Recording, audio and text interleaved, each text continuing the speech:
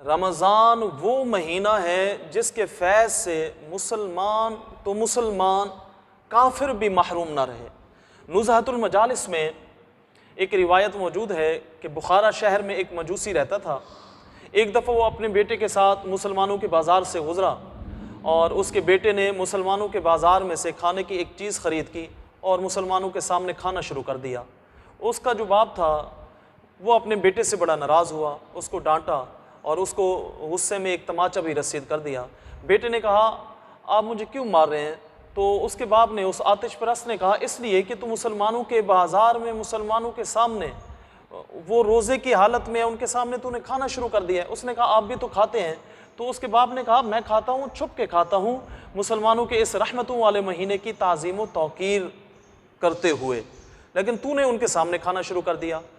تو وہ بات ختم ہو گئی، وقت گزر گیا تو اس آتش پرست کی وفات ہو گئی۔ مرنے کے بعد کسی نے اس آتش پرست کو خواب میں دیکھا اور اس سے پوچھا کہ اللہ رب العزت نے تیرے ساتھ کیا معاملہ کیا؟ تو اس آتش پرست نے کہا کہ تعظیم رمضان کی برکت سے میں نے جو ماہ رمضان کے احترام میں اپنے بیٹے کو ڈانٹا اور اسے روکا تھا کہ مسلمانوں کے بازار میں مسلمانوں کے سامنے وہ روزے کی حالت میں ان کے سامنے تو نے کھانا پینا شروع کر دیا ہے، اس احترام رمضان کی برکت سے اللہ رب العزت نے مجھے مرنے سے پہلے ایمان کی دولت عطا فرما دی۔ عرض کرنے کا مقصد یہ ہے کہ اگر ایک آتش پرست ماہ رمضان کی تعظیم کرے، ماہ رمضان کی توقیر کرے، اس کا احترام کرے، اللہ اس کو بھی ماہ رمضان کی رحمت سے محروم نہ رکھے، تو ایک مسلمان جب ماہ رمضان کی تعظیم کرے گا، اس کا احترام کرے گا، آپ ذرا اندازہ تو لگائیں اللہ رب العزت کتنی رحمتوں سے اس کو مالا مال فرمائے گا۔ تو کیا ہو گیا ایک مسلمان کو کہ ماہ رمضان میں وہ انتہائی دلیری کے ساتھ مسلمانوں کے سامنے، روزے داروں کے سامنے کھائے پیے، ماہ رمضان کا احترام نہ کرے۔ جناب علی رضی اللہ تعالی عنہ، نزہۃ المجالس کی یہ روایت ہے کہ ان سے ایک قول منقول ہے، آپ نے فرمایا، حضرت علی شیر خدا نے، کہ اگر اس امت کو عذاب دینا مقصود ہوتا، امت محمدیہ کو عذاب دینا مقصود ہوتا، تو اللہ رب العزت اس امت کو رمضان اور سورۃ قل هو اللہ احد عطا نہ فرماتا۔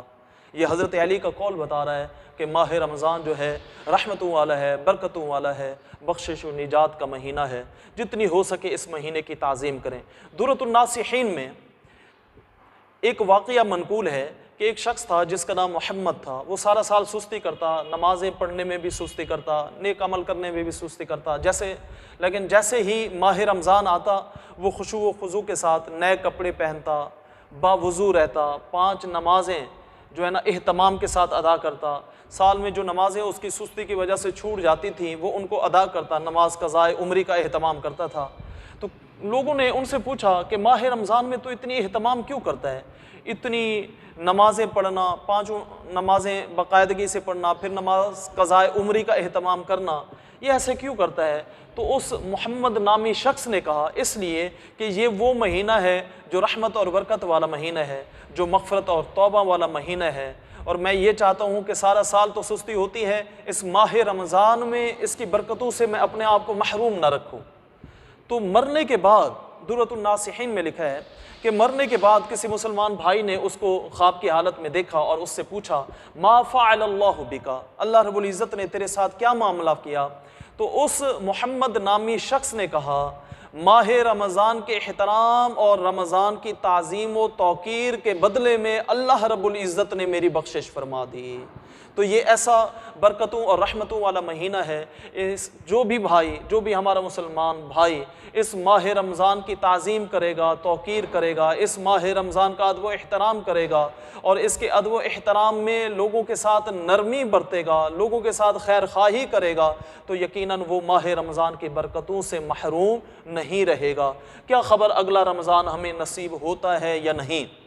جتنی ہو سکے اس ماہ مقدس کو، اس ماہ رمضان کو اپنے لیے غنیمت سمجھیں اور بڑھ چڑھ کے اللہ رب العزت کی رضا اور خوشنودی حاصل کریں، اللہ رسول کی فرما برداری کریں، زیادہ سے زیادہ عبادت کریں، سرکار دو عالم پر جو ہے کثرت کے ساتھ درود السلام کا نذرانہ پیش کریں اور قرآن پاک کی تلاوت کریں۔ اللہ رب العزت مجھے اور آپ کو عمل کرنے کی توفیق عطا فرمائے۔